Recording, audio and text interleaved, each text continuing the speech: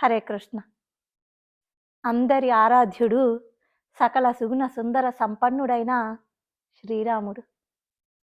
మితభాషి, హితభాషి, మధురభాషి, పూర్వభాషి.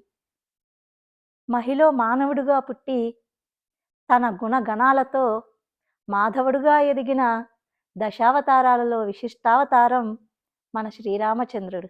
సత్యాన్ని నియమంగా కలిగిన కౌసల్య గారాల పట్టి, ధర్మమే అలంకారంగా చేసుకున్న దశరథ నందనుడు. క్షమాగుణాన్ని స్వభావంగా మార్చుకున్న లక్ష్మణాగ్రజుడు. వివేక జ్ఞాన శిఖరాన్ని అధిరోహించిన రఘువంశ తిలకుడు. సహనాన్ని ఆభరణంగా చేసుకున్న సీతాపతి. నైతికతను సొంతం చేసుకున్న జనార్దనుడు.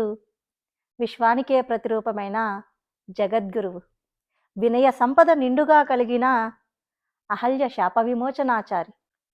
పాత్రత గుణం తెలిసిన పరమపురుషుడు. పవిత్రతను మనస వాచ కర్మనా ఆచరించే మహాయోగి. ప్రేమ స్వభావంతో ప్రకాశించే పరమపురుషుడు. సహాయం చేయడమే నైజమైన సుందరాకారుడు. విజయాన్ని చిరునామా చేసుకున్న జితేంద్రియుడు. ప్రతిభను జన్మతహా కలిగిన హనుమ హృదయ నివాసి. శౌర్యాన్ని అస్త్రంగా కలిగిన రావణ సంహారి.